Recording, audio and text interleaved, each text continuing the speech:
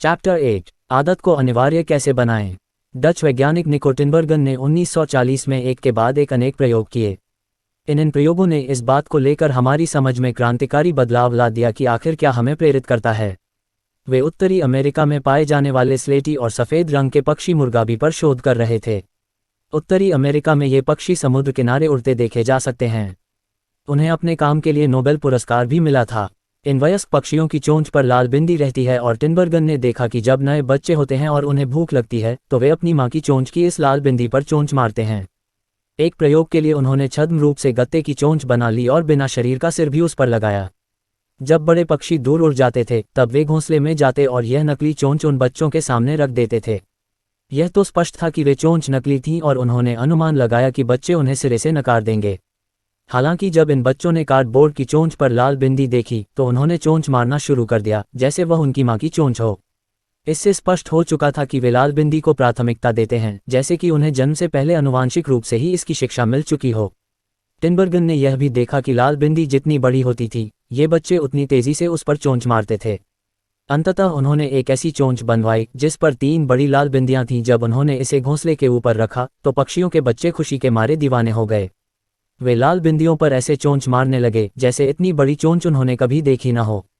वैज्ञानिक और उनके सहयोगियों ने पाया कि यही व्यवहार अन्य जानवरों में भी होता है। उदाहरण के लिए ज़मीन में बने घोंसले में रहने वाला पक्षी है ग्रे लेग गूस बतख। जब मां इस घोंसले के आसपास घूमती है तब कभी कभी उसका एक अंडा घोंसले से लुढ़क कर बाहर घास पर आ जाता है।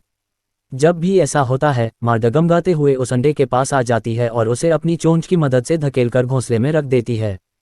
टिनबर्गन ने पाया कि जब भी कोई गोलाकार आकृति की चीज़ उसके पास आएगी तो वह चोंच से धकेलकर उसे घोंसले में डाल देगी। भले ही वह बिलियर्ड की बॉल हो या बल्ब जितना बड़ा गोलाकार सामान होगा, उस बतख का रिस्पॉन्स भी वैसा ही होगा। एक बतख ने तो वॉलीबॉल पर बैठकर उसे भी नियंत्रण में लेकर घोंसले में डालने का प्रयास कर लिया। जिस तरह से उस पक्षी के बच्चे लाल बिंदी पर चोंच मार रहे थे उसी प्रकार से यह बतख हर गोलाकार चीज़ को घोंसले में ले जाने की कोशिश कर रही थी। वह एक स्वाभाविक नियम का पालन कर रही थी, जब भी गोलाकार वस्तु देखूंगी उसे घोंसले में डाल दूंगी। जितना भी बड़ा गोला हो उसके लिए मैं भरसक प्रयास करूंगी।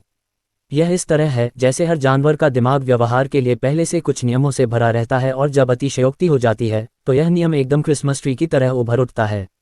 वैज्ञानिक इन अतिशयोक्ति वाले संकेतों को अलौकिक उद्दीपन कहते हैं। अलौकिक उद्दीपन यथार्थ का चरम रूप रहता है। जिस तरह से लाल बिंदी वाली चोंच या फिर वॉलीबॉल के आकार का अंडा यह सामान्य से अधिक जोरदार रिस्पॉन्स देता है। मानव भी यथार्थ के चरम स्वरूप को छू लेने के प्रति उन्मुख होते हैं। उदाहरण के लिए जंक फूड हमारे पुरस्कार तंत्र को सनक की ओर ले जाता है। हजारों वर्ष जंगल में खाने की तलाश में भटके मानव के मस्तिष्क में नमक, शक्कर और फैट के लिए सबसे ज्यादा स्थान है। भले ही यह खाना कैलोरी से भरपूर होता है और जब हमारे पूर्वज जंगल में भटकते थे तब यह न के बराबर था। जब आपको पता नहीं होता है कि अगला भोजन कब मिलने वाला है तो आप जितना हो सके उतना खा लेते हैं। जीवन बनाए रखने के लिए यह अच्छी रणनीति मानी जाती है। आज हालांकि हम कैलोरी से भरे वातावरण में रह रहे हैं, खाना प्रचुर मात्रा में है, लेकिन हमारा दिमाग लगातार उसे प्राप्त करने के लिए मचलता रहता है मानो उसकी कमी हो। ज्यादा नमक, शक्कर और फैट का हमारे शरीर को कोई लाभ नहीं है, लेकिन उसकी ललक हमें वह करने पर विवश करती है क्योंकि दिमाग के रिवॉर्ड सेंटर पिछले 50,000 वर्षों में बदले नहीं हैं। आधुनिक खाद्य उद्योग विकास से परे उद्देश्य के लिए हमारी पाषाणकालीन प्रवृत्ति को खींचने पर चल रहा है। फूड साइंस का प्राथमिक लक्ष्य ऐसे उत्पाद बनाना होता है जो उपभोक्ताओं के लिए आकर्षक हों। बैग, बॉक्स या जार में जो भी फूड मिल रहा है उसे एडिशनल फ्लेवर से ज़्यादा स्वादिष्ट बनाया गया है। कंपनियां लाखों डॉलर केवल इसलिए खर्च कर रही हैं ताकि आलू के चिप्स में ऐसा कुरकुरापन मिले या फिर सोडा में इतनी सनसनाहट मिले कि वह लोगों के संतोष की सीमा को स्पर्श कर जाए। सभी विभाग इसमें लगे हैं कि किसी तरह से उत्पाद आपके मुंह में जाकर एक फील ले आए। ऐसी क्वालिटी को ओरो सेंसेशन कहते हैं। उदाहरण के लिए फ्रेंच फ्राइज में इसका अच्छा तालमेल है, बाहर से गोल्डन ब्राउन और कंची और अंदर से हल्का और मुलायम। प्रसंस्करण से बने कुछ खाद्य पदार्थ हमारे स्फूर्त विरोधाभास को उभारते हैं। ये ऐसे पदार्थ होते हैं जिनमें सेंसेशन का संयोजन होता है, जैसे क्रंची और क्रीमी का संयोजन। कल्पना कीजिए पिज्जा की कुरकुरी परत के ऊपर पिघला हुआ चीज या ओरियो कुकी का क्रंच जो भीतर बीचों बीच मुलायम होता है। नेचुरल अनप्रोसेस्ड फूड्स के साथ आप इसी तरह की सनसनी अनुभव करना चाहते हैं और केल एक प्रकार की गोभी के 17वें कोर का स्वाद कैसा होगा। कुछ ही मिनटों में आपका दिमाग इसमें रुचि खो देता है और आपको भरपूर लगने लगता है। लेकिन जो फूड इस स्फूर्त विरोधाभास को बहुत अधिक ध्यान में रखकर बनाए गए होते हैं वे आपका अनुभव अनोखा बना रहने देते हैं। इसे आप जितना खाते जाते हैं रुचि बढ़ने लगती है और आपको ज़्यादा खाने को प्रोत्साहित करती है। अंततः इस तरह की रणनीतियां खाद्य वैज्ञानिकों को परमसुख की स्थिति का पता लगाने में मदद करती हैं। यह हर उत्पाद पर लागू होता है। नमक, शक्कर और फैट का कुछ मिश्रण करके जो बनाया जाता है वह आपके दिमाग को उत्तेजित कर देता है और आप बार बार उसे खाने की इच्छा रखते हैं। इसके फलस्वरूप आप अधिक खाने लगते हैं क्योंकि वे हाइपरपैलेटेबल, बहुत अधिक अच्छा स्वाद रखने वाले फूड की श्रेणी में आते हैं जो मानव के दिमाग को अधिक आकर्षित करते हैं। स्टीफन गाइनट एक न्यूरोसाइंटिस्ट हैं। वे आहार, व्यवहार और मोटापे के विशेषज्ञ हैं। वे कहते हैं, हमारी स्वयं की कमजोरियों का फायदा उठाने में हम बहुत निपुण हो गए हैं।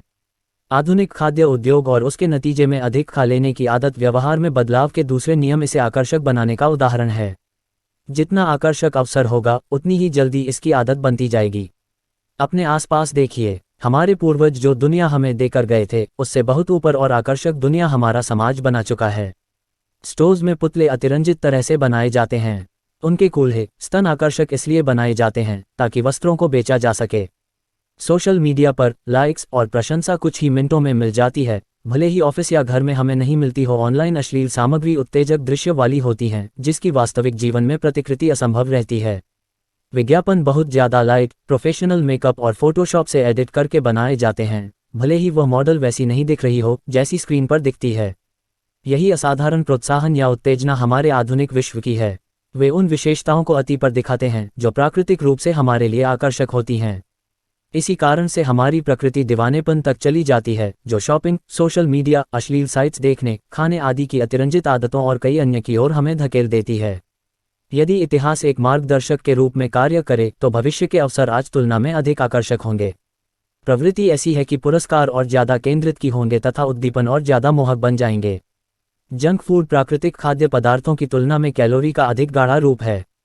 बियर की तुलना में हार्ड शराब अल्कोहल का अधिक केंद्रित रूप है।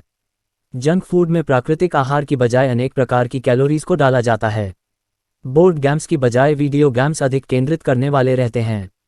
प्रकृति से तुलना करते हुए देखें तो सुख की इच्छा से भरे इन अनुभवों को रोक पाना मुश्किल हो जाता है।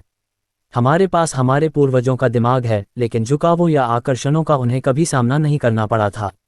यदि आप उन अवसरों को बढ़ाना चाहते हैं जिसमें एक व्यवहार घटित हो, तो आपको इसे आकर्षक बनाने की आवश्यकता है।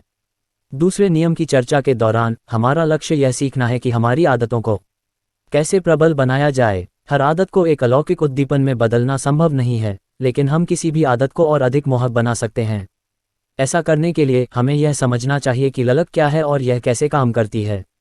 इसकी शुरुआत हम जैविक छाप की जांच से करते हैं। हर आदत में डोपामाइन प्रवाह होता है। डोपामाइन से प्रेरित फीडबैक लूप। ललक के सटीक क्षण का वैज्ञानिक उस न्यूरोट्रांसमीटर से माप कर पता कर सकते हैं जिसे डोपामाइन कहते हैं। डोपामाइन का महत्व 1954 में तब समझ में आया जब न्यूरोसाइंटिस्ट जेम्स ओल्ड और पीटर मिलनर ने एक प्रयोग से यह पता लगाया कि ललक और इच्छा के पीछे की न्यूरोलॉजिकल प्रक्रियाएं क्या होती हैं।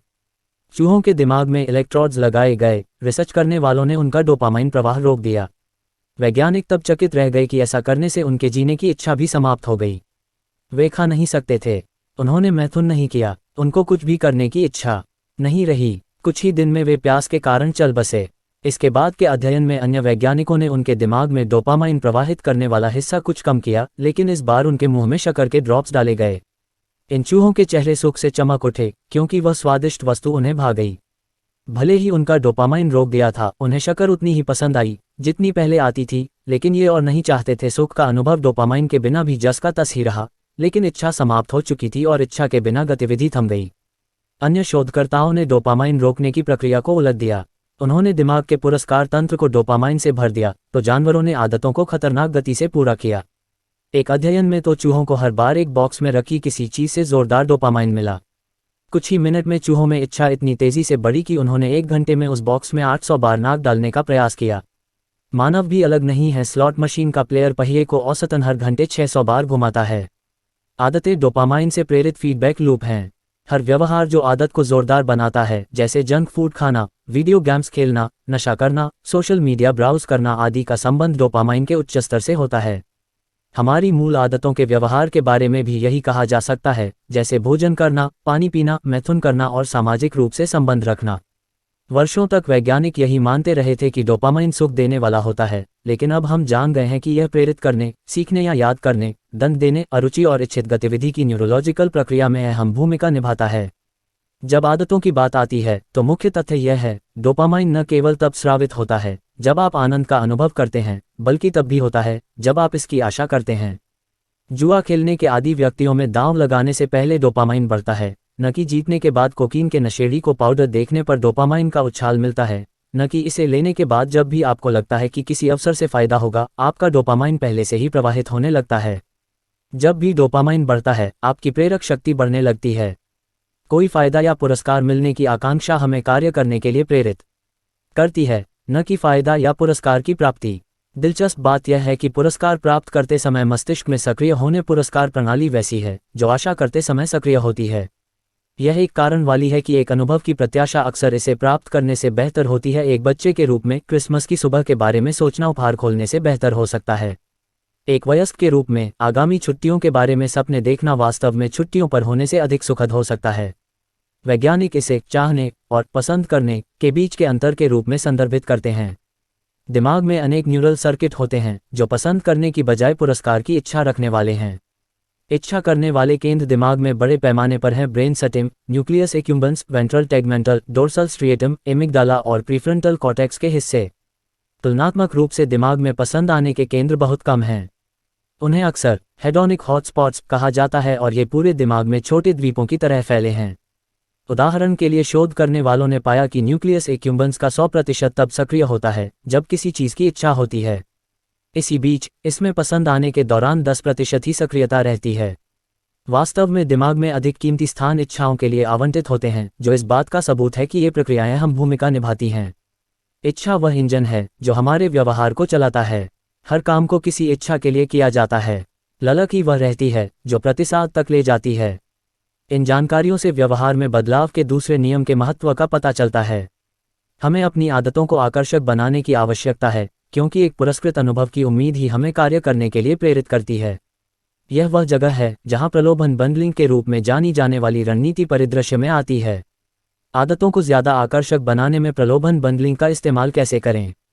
रोनन बनी आयरलैंड के डबलिन में इलेक्ट्रिकल इंजीनियरिंग के छात्र हैं। नेटफ्लिक्स देखने में उन्हें सुख मिलता है, लेकिन वह यह भी जानते हैं कि वे जितनी एक्सरसाइज करते हैं उससे अधिक करनी चाहिए। ऐसे में अपनी इंजीनियरिंग की क्षमता को उन्होंने प्रयोग में लिया। अपनी खड़ी हुई साइकिल को लैपटॉप और टीवी से जोड़ दिया। इसके पश्चात उन्होंने एक कंप्यूटर प्रोग्राम बनाया जिससे यह तय हो गया कि नेटफ्लिक्स तभी चलेगा जब एक निश्चित गति पर साइकिल चलेगी। जैसे ही वे इसे धीमा करेंगे, जो भी शो वह देख रहे होंगे वह तब तक अटक जाएगा जब तक वे पुनः पैडल मारना शुरू नहीं करेंगे। वह ऐसे फैन हैं जो मोटापा तो कम कर ही रहे हैं, नेटफ्लिक्स के लगाव को भी कम नहीं कर रहे हैं और एक ही समय में दोनों कर रहे हैं। इसके साथ ही वह प्रलोभन बंडलिंग रणनीति का इस्तेमाल भी कर रहे हैं ताकि एक्सरसाइज करने की आदत को ज़्यादा आकर्षक बना सकें। प्रलोभन बंडलिंग रणनीति तब काम करती है जब आपके इच्छित कार्य को उस कार्य से जोड़ दिया जाता है जिसे करने की ज़रूरत आपको होती है। बनी के मामले में नेटफ्लिक्स देखने के झुकाव वह जो करना चाहते थे को उन्होंने खड़ी हुई बाइक जिसे करना उनके लिए ज़रूरी था को चलाने से जोड़ दिया। कारोबार करने वालों को प्रलोभन बंडलिंग में महारत हासिल होती है।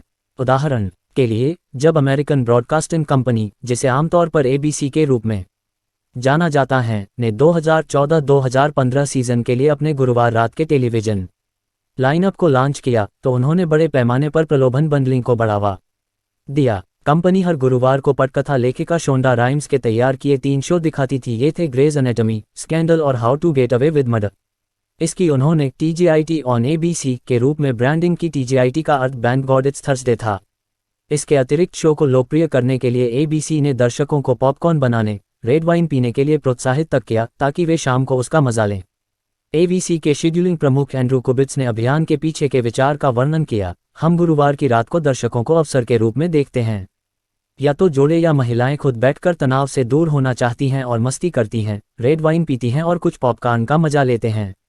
इस रणनीति की उत्कृष्टता यह है कि ABC को जिन चीज़ों को दर्शकों से कराने की ज़रूरत थी, उनके शो देखने की उन गतिविधियों को वह उन चीज़ों से जोड़ रहा था जो उनके दर्शक पहले से ही करना चाहते थे: आराम करना, शराब पीना और पॉपकॉर्न खाना। समय के साथ लोगों ने ABC को आराम और मनोरंजन के साथ जोड़कर देखना शुरू कर दिया। अगर आप हर गुरुवार को रात 8 बजे रेड वाइन पीते हैं और पॉपकॉर्न खाते हैं तो अंततः गुरुवार 8 बजे का अर्थ है विश्राम और मनोरंजन। पुरस्कार संकेत के साथ जुड़ जाता है और टेलीविजन को चालू करने की आदत अधिक आकर्षक हो जाती है। यदि आपको एक ही समय में अपना कोई पसंदीदा काम करने को मिले तो इस बात की संभावना ज़्यादा होती है कि आपको व्यवहार आकर्षक लगने लगेगा। कदाचित आप सेलिब्रिटी की गपशप सुनना चाहते हैं, लेकिन साथ ही आप शरीर को ठीक भी रखना चाहते हैं। इसमें प्रलोभन बंडलिंग की रणनीति को प्रयोग में लेते हुए आप जिम में टैबलॉइड्स पढ़ सकते हैं और रियलिटी शो भी देख सकते हैं। हो सकता है कि आप पेडिक्योर कराना चाहते हो, लेकिन आपको अपने ईमेल इनबॉक्स को भी साफ करने की ज़रूरत है। हल पेडिक्योर कराते समय लंबित ईमेल कार्य को भी निपटाते चले जाएं। प्रलोभन बंडलिंग एक मनोवैज्ञानिक सिद्धांत को लागू करने का तरीका है जिसे प्रेमेक के सिद्धांत के रूप में जाना जाता है। प्रोफेसर डेविड प्रेमेक के काम के बाद नामित यह सिद्धांत कहता है कि अधिक संभावित व्यवहार कम संभावित व्यवहार को सुदृढ़ करेगा। दूसरे शब्दों में, भले ही आप वास्तव में बकाया ईमेल कार्य को निपटाना नहीं चाहते हैं, लेकिन आप ऐसा करने के लिए स्वतः तैयार हो जाएंगे यदि इसके साथ आपको कुछ ऐसा करना है जो आप वास्तव में करना चाहते हैं। आदतों को क्रमबद्ध करने की रणनीति को आप प्रलोभन बंडलिंग से जोड़ सकते हैं, जिसका उल्लेख हमने अध्याय 5 में किया है, ताकि आप अपने व्यवहार को निर्दिष्ट करने के लिए नियम बना सकें। आदतों को क्रमबद्ध करने की रणनीति प्रलोभन बंडलिंग का फॉर्मूला है। 1. वर्तमान आदत के पश्चात जो आदत आवश्यक है वह करूंगा। 2. आवश्यक आदत के बाद मैं वह इच्छित आदत को करूंगा। यदि आप खबरें पढ़ने के पक्ष में हैं, लेकिन आभार व्यक्त करना आपके लिए आवश्यक है। 1. सुबह की कॉफ़ी पी लेने के बाद मैं एक बात कहूंगा कि कल जो कुछ भी हुआ आवश्यक उसके लिए आभारी हूं। 2. मैं किसी के प्रति आभार व्यक्त कर दूं, उसके बाद मैं खबर पाऊंगा इच्छा। यदि आप खेल देखना चाहते हैं, लेकिन आपको सेल्स कॉल भी करनी आवश्यक है। 1. लंच ब्रेक से लौटकर मैं 3 संभावित ग्राहकों को कॉल करूंगा आवश्यकता। 2. संभावित 3 ग्राहकों को कॉल करने के बाद मैं ESPN देखूंगा इच्छा। यदि आप फेसबुक देखना चाहते हैं, लेकिन आपको और एक्सरसाइज करनी आवश्यक है। 1. जैसे ही मैं अपना फ़ोन हाथ में लूंगा मैं 10 वर्षीय एक्सरसाइज करूंगा आवश्यकता। 2. 10 बर्पी करने के बाद ही मैं अपना फेसबुक देखूंगा इच्छा। उम्मीद यह है कि अंततः आप 3 ग्राहकों को कॉल करने या 10 बर्पी करने के लिए तत्पर होंगे, क्योंकि इसका मतलब है कि आपको नवीनतम खेल समाचार पढ़ने या फेसबुक देखने की इच्छा है। जिस काम को करने की ज़रूरत है उसे करने का मतलब है कि आप वह काम करना चाहते हैं जिसकी इच्छा है। हमने इस अध्याय को अलौकिक उद्दीपनों पर चर्चा करके शुरू किया था, जो वास्तविकता के उन्नत संस्करण हैं। ये कार्रवाई करने की हमारी इच्छा बढ़ाते हैं। प्रलोभन बंडलिंग किसी भी आदत का उन्नत संस्करण बनाने का एक तरीका है जिसे आप पहले से ही करना चाहते हैं। कोई भी अप्रतिरोध्य यानी अनिवार्य आदत बनाना कठिन काम है, लेकिन यह सरल रणनीति हो सकती है। किसी भी आदत को अधिक आकर्षक बनाने के लिए इसका इस्तेमाल किया जा सकता है, अन्यथा ऐसा नहीं होगा। अध्याय का सार। व्यवहार में बदलाव का दूसरा नियम है इसे आकर्षक बनाएं। जितना आकर्षक अवसर होगा उतना अधिक इसकी आदत बनती जाएगी। आदतें डोपामाइन से चलने वाली फीडबैक लूप हैं। जब डोपामाइन बढ़ता है तो हमारी प्रेरक शक्ति बढ़ती है। यह पुरस्कार की प्रत्याशा है, उसकी पूर्ति नहीं, जो हमें कार्रवाई करने के लिए प्रेरित करती है। जितनी अधिक प्रत्याशा होगी, डोपामाइन का उछाल उतना ही अधिक होगा। प्रलोभन बंडलिंग आदतों को ज़्यादा आकर्षक बनाने का एक उपाय है। जो आप करना चाहते हैं उसे आप अपनी आवश्यकता के साथ जोड़ दें, यही रणनीति है। चैप्टर 9। आपकी आदतों को आकार देने में परिवार और मित्रों की भूमिका। हंगरी के लाजलो पोलगर ने 1965 में क्लारा नामक महिला को एक के बाद एक विचित्र पत्र लिखे। लाजलो कड़े परिश्रम में विश्वास रखते थे। वास्तव में वे सिर्फ इसी में विश्वास रखते थे, उन्होंने जन्मजात प्रतिभा का विचार ही ठुकरा दिया था। उनका दावा था कि सतत अभ्यास और अच्छी आदतों के विकास से कोई बच्चा किसी भी क्षेत्र में जीनियस बन सकता है। उनका मंत्र था, जीनियस पैदा नहीं होता, बल्कि उसे शिक्षित एवं प्रशिक्षित किया जाता है। लाजलो का अपने विचार में इतना विश्वास था कि उन्होंने इसका अपनी ही संतानों पर परीक्षण करना चाहा और उन्होंने इसी सिलसिले में क्लारा को पत्र लिखे। वे चाहते थे कि उनकी पत्नी ऐसी हो जो सीधे उनके विचार से सहमत हो। क्लारा टीचर थीं। वे अपने विचारों को लेकर इतनी अड़ियल नहीं रही होंगी जितने लाजलो थे, लेकिन ये भी यह मानती थीं कि उचित निर्देशन से कोई भी अपने कौशल में इजाफा कर सकता है। लाजलो ने तय किया शतरंज प्रयोग के लिए उपयुक्त क्षेत्र रहेगा और उन्होंने अपने बच्चों को शतरंज का महारथी बनाने के हिसाब से पालने की योजना बनाई। बच्चों को घर में ही स्कूली शिक्षा दी जाएगी, जिसे उस समय हंगरी में दुर्लभ माना जाता था। घर शतरंज की किताबों और प्रसिद्ध शतरंज खिलाड़ियों की तस्वीरों से भरा होगा। बच्चे एक दूसरे के खिलाफ लगातार खेलते रहेंगे और सर्वश्रेष्ठ टूर्नामेंटों में प्रतिस्पर्धा करेंगे। परिवार हर उस प्रतियोगी के टूर्नामेंट इतिहास का सावधानीपूर्वक हिसाब मेटिक्युलस फाइल सिस्टम रखेगा जिसका सामना बच्चों ने किया होगा। उनका जीवन शतरंज के लिए समर्पित होगा। लाजलो ने क्लारा से विवाह किया और कुछ ही वर्षों में दंपत्ति 3 बेटियों सुसान, सोफिया और जुडिथ के माता पिता बने। सुसान सबसे बड़ी थी और उसने 4 वर्ष की आयु से ही शतरंज खेलना शुरू कर दिया। 6 माह में वह बड़ों को भी हराने लगी। सोफिया उससे छोटी थी। 14 वर्ष की आयु में वह विश्व चैंपियन बन गई और कुछ ही वर्ष बाद वह ग्रैंड मास्टर बन चुकी थी। जुडिथ सबसे छोटी और सबसे श्रेष्ठ थी। 5 वर्ष की आयु में ही वह पिता को हराने लगी थी। 12 वर्ष की आयु में दुनिया के शीर्ष 100 खिलाड़ियों में सबसे कम आयु की खिलाड़ी जुडिथ ही थी। 15 वर्ष 4 माह की आयु में छोटी ग्रैंड मास्टर बन चुकी थी। वह अब तक के सबसे कम आयु के रिकॉर्ड धारक वह सबसे ग्रैंड मास्टर बॉबी फिशर से भी छोटी थी। 27 वर्ष तक वह दुनिया की पहले नंबर की महिला शतरंज खिलाड़ी रहीं। ओल्गा बहनों का बचपन बहुत असामान्य तरह का था, फिर भी यदि आप उनसे पूछेंगे तो वे दावा करेंगी कि उनकी जीवन शैली बहुत आकर्षक ही नहीं बल्कि सुखद भी थी। अनेक इंटरव्यू में इन बहनों ने कहा है कि उनका बचपन दुष्कर होने की बजाय मनोरंजन से भरा था। उन्हें शतरंज खेलना अच्छा लगता था, इससे उनका मन नहीं भरता था। एक बार लाजलो ने मध्यरात्रि में सोफिया को बाथरूम में यह खेलते हुए देखा। पिता ने उससे कहा, सोने जाओ सोफिया, इन मोहरों को अकेला रहने दो। इस पर सोफिया ने यह जवाब दिया, डैडी ये मुझे अकेला नहीं छोड़ेंगे। ओल्गा बहनें उस वातावरण में पली बढ़ीं जहां पर किसी भी अन्य बात की तुलना में शतरंज को ज़्यादा महत्व दिया जाता था। इसके लिए उनकी प्रशंसा होती थी और पुरस्कार मिलते थे। उनकी दुनिया में शतरंज की धुन होना सामान्य था और जैसा कि हम देखते हैं कि जो भी आदतें हमारी संस्कृति में सामान्य होती हैं उन्हें सबसे ज़्यादा आकर्षक व्यवहार के तौर पर आप देखते हैं। सामाजिक मानकों का मोहक खिंचाव। इंसान एक तरह से झुंड के जानवर हैं। हम इसमें फिट होना चाहते हैं, दूसरों के साथ बंधन में बंधना चाहते हैं ताकि हम हमारे साथियों से सम्मान और अनुमोदन अर्जित कर सकें। इस तरह के झुकाव हमारे अस्तित्व के लिए आवश्यक हैं। हमारे अधिकांश विकासवादी इतिहास में हमारे पूर्वज जनजातियों में रहते थे। कबीले से अलग हो जाना या उससे भी बदतर बहिष्कृत किया जाना एक मौत की सज़ा थी। अकेला भेड़िया मर जाता है लेकिन झुंड बचा रहता है। इस बीच जिन लोगों ने सहयोग किया और दूसरों के साथ बंधन में बंध गए, उन्होंने बढ़ी हुई सुरक्षा, संभोग के अवसरों और संसाधनों तक पहुंच का आनंद लिया। जैसा चार्ल्स डार्विन ने कहा था, मानव जाति के लंबे इतिहास में जिन लोगों ने सबसे प्रभावी रूप से सहयोग और सुधार करना सीखा है वे ही प्रबल साबित हुए हैं। इसके परिणामस्वरूप किसी से जुड़ना मानव की सबसे गहरी इच्छाओं में से एक है और इस प्राचीन वरीयता का हमारे आधुनिक व्यवहार पर एक शक्तिशाली प्रभाव है।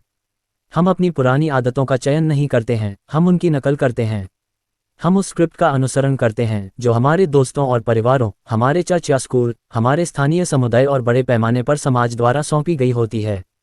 इन संस्कृतियों और समूहों में से प्रत्येक अपनी अपेक्षाओं और अपने मानकों के साथ आता है। कब शादी करनी है या नहीं, कितने बच्चे होने चाहिए, कौन सी छुट्टियां मनानी है, अपने बच्चे के जन्मदिन उत्सव पर कितना पैसा खर्च करना है। कई मायनों में ये सामाजिक मानदंड अदृश्य नियम हैं जो प्रत्येक दिन आपके व्यवहार का मार्गदर्शन करते हैं। आप हमेशा उन्हें दिमाग में बनाए रखते हैं, भले ही वे आपके दिमाग के शीर्ष पर न हों। अक्सर आप अपनी संस्कृति की आदतों का बिना सोचे समझे, बिना कोई सवाल किए और कभी कभी याद किए बिना अनुसरण करते हैं। फ्रांसीसी दार्शनिक मिशेल डी मोटेने ने लिखा है, समाज में जीवन के रीति रिवाज और प्रथाएं हमें बहाकर ले जाती हैं। ज़्यादातर समय समूह के साथ जाने पर बोझ का एहसास नहीं होता, हर कोई समूह के अनुकूल होना चाहता है। यदि आप एक ऐसे परिवार में बड़े होते हैं जिसमें आपको शतरंज कौशल के लिए पुरस्कार दिया जाता है तो आपको शतरंज खेलना बहुत पसंद आने वाली बात होगी। अगर आप ऐसी नौकरी में काम करते हैं जहां हर कोई महंगे सूट पहनता है तो आप भी दिखावा करना चाहेंगे। यदि आपके मित्र एक मजाक साझा कर रहे हैं या एक नए वाक्यांश का उपयोग कर रहे हैं तो आप भी यह करना चाहेंगे ताकि वे जान लें कि आपने इसे समझ लिया है। व्यवहार तब आकर्षक होते हैं जब वे समूह के अनुकूल होने में हमारी मदद करते हैं।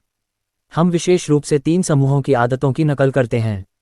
1. करीबी समूह। 2. बड़ा समूह। 3. ताकतवर लोगों का समूह। हर समूह आपको अवसर देता है कि आप व्यवहार बदलने के दूसरे नियम का लाभ लें और अपनी आदतों को ज़्यादा आकर्षक बना लें। 1. करीबी समूह। आसपास का हमारे व्यवहार पर अधिक प्रभाव पड़ता है। भौतिक वातावरण के संदर्भ में ऐसा था जैसे कि हमने अध्याय 6 में चर्चा की थी, लेकिन सामाजिक वातावरण में भी यह सही होता है। हम अपने आसपास के लोगों की आदतों को ही ग्रहण करते हैं। जिस प्रकार से हमारे माता पिता चीज़ों को तर्क से संभालते हैं, जिस तरह से आपके साथी एक दूसरे के साथ फ्लर्ट करते हैं, जैसे आपके सहकर्मी परिणाम हासिल करते हैं, आप भी उनका अनुसरण करते हैं। यदि आपके दोस्त सिगरेट पीते हैं तो आप भी कोशिश करते हैं। जब बिस्तर पर जाने से पहले आपकी पत्नी की आदत दरवाजे को 2 बार चेक करने की है तो आप भी इस आदत को अपनाते हैं। मुझे लगता है कि मैं अक्सर अनुभव किए बिना अपने आसपास के लोगों के व्यवहार की नकल करता हूँ। बातचीत में मैं स्वचालित रूप से दूसरे व्यक्ति के शरीर की मुद्रा को ग्रहण कर लेता हूँ। कॉलेज में मैं अपने रूममेट्स की तरह बात करने लगा था। अन्य देशों की यात्रा करते समय मैं अनजाने में ही स्थानीय उच्चारण का अनुकरण करता हूँ, खुद को रोकने के लिए याद दिलाने के बावजूद। सामान्य नियम कहता है कि हम किसी के जितने करीब होंगे उतनी ही अधिक संभावना उसकी कुछ आदतों की नकल करने की होगी। हमारे एक अभूतपूर्व अध्ययन में हमने 32 साल तक 12,000 लोगों पर नजर रखी और निष्कर्ष निकाला कि यदि किसी व्यक्ति का कोई दोस्त मोटा था तो उसके मोटे होने की संभावना 57% बढ़ गई। यह दूसरे तरीके से भी काम करता है। एक और अध्ययन में पाया गया कि अगर किसी रिश्ते में एक व्यक्ति ने अपना वजन कम किया तो दूसरे साथी का वजन लगभग 1/3 समय में कम हो जाएगा। हमारे दोस्त और परिवार एक प्रकार का अदृश्य सहकर्मी दबाव प्रदान करते हैं जो हमें उनकी दिशा की ओर खींचता है। बेशक सहकर्मी दबाव केवल तभी बुरा होता है जब आप बुरे प्रभावों से घिरे हों। जब अंतरिक्ष यात्री माइक मैसिमिनो MIT में स्नातक छात्र थे तो उन्होंने एक छोटी रोबोटिक्स क्लास ली थी। कक्षा के 10 लोगों में से 4 अंतरिक्ष यात्री बन गए। यदि आपका लक्ष्य अंतरिक्ष में जाने का था तो वह कमरा सबसे अच्छी संस्कृति था जिसकी तलाश आप कर सकते थे। इसी तरह एक अध्ययन में पाया गया कि 11 या 12 साल की उम्र में यदि आपके सबसे अच्छे दोस्त का IQ ऊंचा है तो बुद्धि के प्राकृतिक स्तरों को नियंत्रित करने के बाद आपका IQ भी 15 साल की उम्र में उतना ही होगा। हम अपने आसपास के लोगों के गुणों और प्रथाओं को आत्मसात कर लेते हैं। बेहतर आदतों के निर्माण के सबसे प्रभावी तरीकों में से एक यह है कि आप ऐसी संस्कृति में शामिल हो जाएं जहां आपका इच्छित व्यवहार सामान्य व्यवहार हो। नई आदतें तब हासिल करने योग्य लगती हैं जब आप दूसरों को उन्हें हर दिन करते हुए देखते हैं। यदि आप फिट लोगों से घिरे हैं तो आपके इस पर विचार करने की अधिक संभावना है कि व्यायाम सामान्य आदत है। यदि आप जैज प्रेमियों से घिरे हैं तो आप मानने लगेंगे कि प्रतिदिन जैज का आनंद लेना उचित है। आपकी संस्कृति सामान्य के लिए आपकी अपेक्षा निर्धारित करती है। खुद के चारों ओर उन लोगों को साथ लें जिनकी आदतें वैसी हैं जो आप खुद विकसित करना चाहते हैं। ऐसे में आप साथ आगे बढ़ेंगे। अपनी आदतों को और अधिक आकर्षक बनाने के लिए आप इस रणनीति को एक कदम आगे ले जा सकते हैं। ऐसी संस्कृति से जुड़ें जहां 1 आपका इच्छित व्यवहार सामान्य व्यवहार हो, 2 आपके और उस समूह के बीच पहले से कुछ बातें समान हो। न्यूयॉर्क शहर के उद्यमी स्टीव काम्ब एक कंपनी चलाते हैं जो नई फिटनेस के नाम से पहचानी जाती है। यह कंपनी नई, मिसफिट और म्यूटेंट लोगों की मदद वजन घटाने में करती है ताकि वे सुदृढ़ और स्वस्थ हों। उनके ग्राहकों में वीडियो गेम्स के प्रेमी, फिल्मों के दीवाने और औसत सामान्य आदमी शामिल हैं जो शरीर को सही आकार में करना चाहते हैं। कई लोग जब पहली बार जिम जाते हैं या आहार बदलने की कोशिश करते हैं तो उन्हें अटपटा लगता है, लेकिन यदि आप पहले से ही समूह के अन्य सदस्यों के समान हैं, जैसे स्टार वार्स के प्रति पारस्परिक प्रेम, तो बदलाव अधिक आकर्षक हो जाता है क्योंकि यह इस तरह महसूस होता है जिसे आप जैसे लोग पहले से ही करते आ रहे हैं। किसी वर्ग से जुड़ने पर प्रेरणा जितनी बरकरार रहती है उतनी कहीं नहीं रहती। यह निजी खोज को साझा खोज में बदल देती है। पहले आप स्वयं ही थे। आपकी पहचान एकल थी। आप एक पाठक हैं, आप एक संगीतकार हैं, आप एक एथलीट हैं। जब आप किसी बुक क्लब या बैंड या साइकिलिंग समूह से जुड़ते हैं तो आपकी पहचान आपके आसपास के लोगों से जुड़ जाती है। विकास और बदलाव अब व्यक्तिगत खोज नहीं है। हम पाठक हैं, हम संगीतकार हैं, हम साइकिल चलाने वाले हैं। साझा पहचान आपकी व्यक्तिगत पहचान को सुदृढ़ करना शुरू करती है। यही कारण है कि किसी लक्ष्य को प्राप्त करने के बाद भी अपनी आदतों को बनाए रखने के लिए समूह का हिस्सा बने रहना महत्वपूर्ण होता है। मित्रता और समुदाय नई पहचान स्थापित करते हैं और व्यवहार के लंबे समय तक चलने में मदद करते हैं। 2. बड़े समूह का अनुसरण करना। 1950 के दशक में मनोवैज्ञानिक सोलोमन एश ने सिलसिलेवार अनेक प्रयोग किए थे जो अब प्रत्येक वर्ष असंख्य अंडरग्रेजुएट्स को सिखाए जाते हैं। हर प्रयोग के शुरू में सब्जेक्ट अजनबियों के समूह के साथ प्रवेश करते थे। उनके लिए अनजान अन्य प्रतिभागी अभिनेता होते थे जो शोधकर्ता द्वारा लगाए गए थे। उन्हें कुछ सवालों के जवाब पटकथा के अनुसार देने के निर्देश दिए गए थे। समूह को एक लाइन वाला एक कार्ड दिखाया जाता था और फिर लाइनों की श्रृंखला वाला दूसरा कार्ड। प्रत्येक व्यक्ति को दूसरे कार्ड पर वह लाइन चुनने के लिए कहा जाता था जो पहले कार्ड की लाइन की लंबाई के समान हो। यह एक बहुत ही सरल कार्य था। यहाँ 2 कार्ड का एक उदाहरण दिया गया है। प्रयोग हमेशा ऐसे शुरू होता था। पहले कुछ आसान परीक्षण होते थे जिनमें सभी सही लाइन पर सहमति व्यक्त करते थे। कुछ राउंड के बाद प्रतिभागियों को टेस्ट दिखाया जाता था जो कमरे में अभिनेताओं को छोड़कर बिल्कुल पिछले वाले की तरह स्पष्ट होता था। वे जानबूझकर गलत जवाब का चयन करते थे। सब्जेक्ट जो छल से अनभिज्ञ होते थे वे तुरंत हतप्रभ रह जाते थे। उनकी आंखें चौड़ी हो जाती थीं। वे अपने आप पर हंस पड़ते थे। वे अन्य प्रतिभागियों की प्रतिक्रियाओं की दोबारा जांच करते थे। उनकी व्यग्रता तब बढ़ जाती थी जब एक के बाद एक दूसरे भी वही गलत प्रतिक्रिया देते थे। जल्द ही सब्जेक्ट अपनी आंखों पर शक करना शुरू कर देते थे। आखिरकार वे भी इसका वही जवाब देते थे जो उनका दिल जानता था कि वह गलत है। ऐश ने कई बार और कई अलग अलग तरीकों से इस प्रयोग को किया। उन्होंने जो खोजा वह यह था कि जैसे जैसे अभिनेताओं की संख्या बढ़ती गई वैसे वैसे ही सब्जेक्ट की अनुरूपता भी बढ़ती गई। यदि सिर्फ सब्जेक्ट और एक अभिनेता था तब व्यक्ति की पसंद पर कोई प्रभाव नहीं पड़ा। उन्होंने बस मान लिया कि वे एक इसी के साथ कमरे में थे। जब दो अभिनेता सब्जेक्ट के साथ कमरे में थे तब भी बहुत कम प्रभाव पड़ा था, लेकिन जब लोगों के तौर पर अभिनेताओं की संख्या 3, 4 से लेकर 8 तक बढ़ा दी गई तो सब्जेक्ट के स्वयं दोबारा अनुमान लगाने की अधिक संभावना बन गई। प्रयोग के अंत तक लगभग 75% सब्जेक्ट समूह के साथ सहमत हो गए थे। उत्तर भले ही स्पष्ट रूप से गलत था। जब भी हम अनिश्चित होते हैं कि कैसे कार्य करना है तब हम हमारे व्यवहार का मार्गदर्शन करने के लिए समूह की ओर देखते हैं। हम लगातार अपने माहौल को स्कैन करते रहते हैं और सोचते रहते हैं शेष सब क्या कर रहे हैं। हम अमेजॉन, येल्प या ट्रिप एडवाइजर पर समीक्षाओं की जांच करते रहते हैं क्योंकि हम खरीदने, खाने और यात्रा की सर्वश्रेष्ठ आदतों की नकल करना चाहते हैं। यह आमतौर पर स्मार्ट रणनीति है। संख्या के रूप में इसके साक्ष्य भी हैं, लेकिन इसका नकारात्मक पहलू भी हो सकता है। समूह का सामान्य व्यवहार अक्सर व्यक्ति के इच्छित व्यवहार को खत्म कर देता है। उदाहरण के लिए, एक अध्ययन में पाया गया कि जब एक चिंपांजी एक झुंड के सदस्य के रूप में नट्स को क्रैंक करने का एक प्रभावी तरीका सीख जाता है और फिर एक नए झुंड में स्विच कर जाता है जो कम प्रभावी रणनीति का उपयोग करता है। ऐसे में यह चिंपांजी नट्स को क्रैंक करने के बेहतर तरीके का इस्तेमाल करने से बचेगा ताकि शेष चिंपांजियों में घुल मिल सके। मनुष्य भी इनके समान ही है। समूह के मानदंडों की अनुपालन करने के लिए जबरदस्त आंतरिक दबाव होता है। स्वीकार किए जाने का प्रतिफल अक्सर एक तर्क को जीतने, स्मार्ट लगने या सच्चाई का पता लगाने से ज़्यादा होता है। मानव का दिमाग जानता है कि दूसरों के साथ कैसे रहा जाए। वह दूसरों के साथ ही रहना चाहता है। यह हमारा प्राकृतिक तरीका है। आप इस पर हावी हो सकते हैं। आप समूह को अनदेखा कर सकते हैं या फिर इस बात की चिंता छोड़ सकते हैं कि अन्य लोग क्या सोच रहे होंगे, लेकिन इसमें मेहनत लगती है। जो चलन है उसके खिलाफ जाने में अतिरिक्त प्रयास करना होता है। जब आदतों को बदलने का अर्थ समूह को चुनौती देना होता है तो बदलाव आकर्षणहीन हो सकता है। जब आदतों को बदलने का अर्थ समूह के साथ ढलना है तो बदलाव बेहद आकर्षक होता है। 3. ताकतवर लोगों के समूह का अनुसरण। हर स्थान पर मानव शक्ति, प्रतिष्ठा और सामाजिक स्तर को पाना चाहता है। हम अपनी जैकेट्स में कई मेडल लटकाना चाहते हैं। हम अपने खिताबों में अध्यक्ष या पार्टनर दर्ज कराना चाहते हैं। यह प्रवृत्ति व्यर्थ जरूर लग सकती है, लेकिन यह स्मार्ट प्रयास है। ऐतिहासिक रूप से भी देखें तो जिस व्यक्ति के पास अधिक शक्ति और सामाजिक स्तर होता है वह कई संसाधन प्राप्त कर लेता है, जीवित रहने की चिंता कम करता है और आकर्षक साथी साबित होता है। हम ऐसे व्यवहारों के प्रति आकर्षित होते हैं जो हमें सम्मान, सहमति, प्रशंसा और सामाजिक स्तर प्रदान करते हैं। हम जिम में ऐसे होना चाहते हैं जिसकी मांसपेशियों में बल हो, या ऐसे संगीतकार होना चाहते हैं जो जटिल से जटिल चीजें बजा सके, या ऐसे अभिभावक होना चाहते हैं जिनके बच्चे खूब उपलब्धियां हासिल करें। यही बातें हमें भीड़ से अलग करती है। एक बार हम समूह के अनुकूल साबित हो जाए तो फिर हम भीड़ से अलग दिखने के तरीके खोजने लगते हैं। यह एक बड़ा कारण है जिससे हम अधिक प्रभावी लोगों की आदतों पर गौर करते हैं।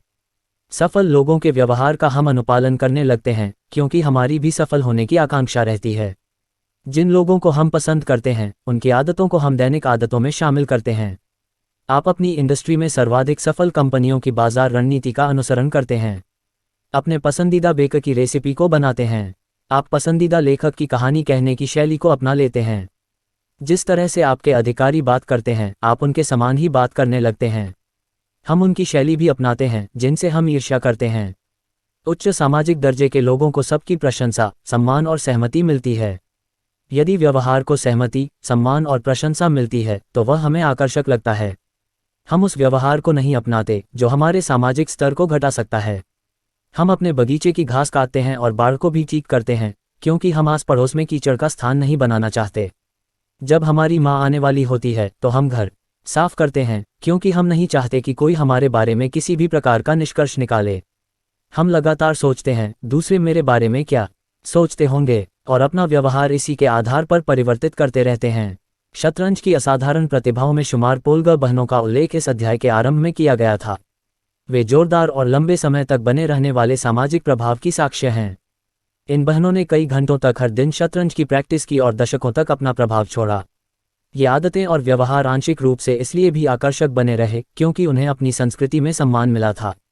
उनके माता पिता की प्रशंसा से लेकर ग्रैंड मास्टर बनने जैसी उपलब्धियों की वजह से उन्हें अपने प्रयास सतत रखने के कई प्रेरक तत्व मिल गए। अध्याय का सार। जिस संस्कृति में हम रहते हैं वह निर्धारित करती है कि कौन सा व्यवहार हमारे लिए आकर्षक रहेगा। हमारी संस्कृति की ऐसी आदतें जो प्रशंसनीय होती हैं और जिन पर सबकी सहमति होती है, हम उन्हें ही अपनाने लगते हैं क्योंकि हम अपने समूह में उपयुक्त होना चाहते हैं। हम 3 सामाजिक समूहों की आदतों का अनुसरण करते हैं: करीबी लोग, परिवार एवं मित्र, अनेक लोग यानी समूह या जाति, और प्रभावशाली लोग, सामाजिक रूप से श्रेष्ठ व प्रतिष्ठित। बेहतर आदतों को बनाने के प्रभावी तरीकों में से एक यह है कि हम ऐसी संस्कृति से जुड़ जाएं जहां 1. आपका इच्छित व्यवहार सामान्य व्यवहार हो और 2. समूह के साथ आप में पहले से कुछ समानताएं हो। एक समूह या जाति का सामान्य व्यवहार कई बार किसी के इच्छित व्यवहार पर हावी हो जाता है। भले ही हम सही हों, लेकिन भीड़ के साथ की विचारधारा का पालन कर अधिकतर हम गलत हो जाते हैं। यदि किसी व्यवहार को स्वीकृति, सम्मान और प्रशंसा मिलती है तो वह हमें आकर्षक लगता है।